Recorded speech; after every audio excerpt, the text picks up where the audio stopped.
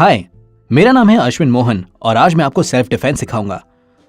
कालिम एक प्राचीन Indian martial art है जो ये कहता है कि हर हमलावर एक साथ नहीं होता। हमलावर 4 तरह के होते हैं जो कि आप इस ग्राफिक में देख सकते हैं। अगर हमलावर का ईगो बड़ा है और वो खतरनाक है, जैसा कि जेसिका लाल का खूनी, उसका बड़ा ईगो था और उसके पास गन भी थी, वो बड़ा खतरनाक है। यानी कि वो ऊपरी हिस्से का नहीं, वो ऊपरी दाहिने कोने का हिस्सा है। तो अगर कोई इस कोने का है तो आपको उसकी प्रशंसा करनी चाहिए, यही ठीक होगा। अब मैं आपको बताऊंगा वो क्या है। अब दूसरा है जिसका ईगो लो हो और वो डेंजरस है। मिसाल के तौर पर ऐसा कोई जो कि समाज में बहुत ही बड़ा व्यक्ति हो और जो किसी से काम करवा सकता हो, ऐसा कोई, आप उनसे दोस्ती कीजिए, झगड़ा मोल मत लीजिए।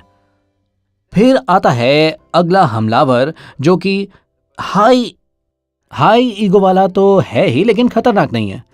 तो ऐसे में उसे इग्नोर करना ही बेहतर होगा, क्योंकि आप उनके ईगो को ठेस नहीं पहुंचाना चाहते। तो कहिए ओके, मैं समझ रहा हूं तुम्हारी बात, और वहां से निकल जाइए। और आखिरी है जिसके पास ना ही ईगो है ना ही पावर है, और अगर इनके साथ आप मजाक भी करते हैं तो कोई नुकसान नहीं होगा। कई बार ऐसा होता है कि हम मजाक करते हैं ये सोचकर कि वो चौथी श्रेणी का हमलावर है, लेकिन वो पहली 3 तरह के लोग में से होते हैं। याद रखिए, आप सिर्फ एक तरह के लोगों से ही मजाक कर सकते हैं, जिनका ईगो लो है और जिनके पास पावर ना हो। जब कोई अटैकर आपको चाकू दिखाता है या गन दिखाता है तो उसके पास पावर है, वो खतरनाक है। और जिस तरह से वो बात करता है, पता नहीं शायद उसका ईगो बड़ा है या छोटा है। अगर उसका ईगो कम है तो कोशिश कीजिए और उससे दोस्ती कर लीजिए और कहिए कि हाँ, मैं जानती हूँ, समझ सकती हूँ या सकता हूँ। और अगर उसका ईगो हाई है तो उनके सामने झुक जाइए और किसी भी हाल में झगड़ा मत कीजिए। तो ये हैं 4 ज़रूरी चीज़ें।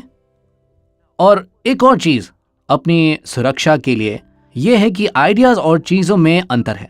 कोई अगर आपको गधा कहता है तो बुरा मत मानिए, क्योंकि ये उसका सिर्फ ख्याल है, इससे आपको फर्क नहीं पड़ता, है ना। किसी ने गधा कहा और आप सोचने लग गए कि क्या मैं गधा हूं, मैं तो नहीं हूं, तो फिर आपको बस करना यह है कि अपने शरीर को रिस्पॉन्ड ना करने दीजिए, टेंशन मत लीजिए, उससे गालियां मत दीजिए। कोई जरूरत नहीं है इन सब की, गुस्सा करने की कोई जरूरत नहीं है। अगर कोई चीज है जैसे कि वो बोल नहीं रहा बल्कि आपको मुक्का मार रहा हो, तो आप रिस्पॉन्ड कीजिए, अपने शरीर को नर्म छोड़िए या फिर तैयार हो जाइए, आपको शायद उसे मारना भी पड़े, उस वक्त रिस्पॉन्ड करना ठीक है। तो जब तक कोई आपको हानि नहीं पहुंचाने की कोशिश करता, लड़ने की जरूरत नहीं है। कोई आपकी जाति को या माता पिता को या फिर किसी भी चीज का अपमान कर रहा हो तो सिर्फ वो उनके विचार है, उसमें कोई चीज नहीं है। तो ऐसे मनगढ़ंत भावना पर रिएक्ट करना जरूरी नहीं। एक आखिरी चीज जो है सुरक्षा के लिए मैं ये बताना चाहूंगा, वो है कि कैसे सांस लें और आप अपने शरीर को नर्म रखें। जब आपका शरीर सख्त होता है तो लोग उसको रिस्पॉन्ड करते हैं, वो आपके साथ सख्त व्यवहार करते हैं।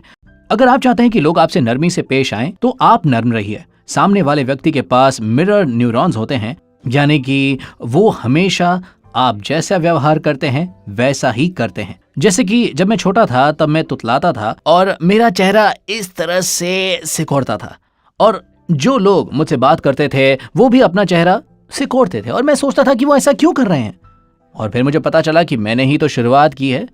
इसी तरह जब हमारा शरीर टेंस्ड होता है तो हमें अपने आप को रिलैक्स करना चाहिए और दूसरों के बारे में नहीं सोचना चाहिए कि वो क्यों टेंस्ड हो रहे हैं।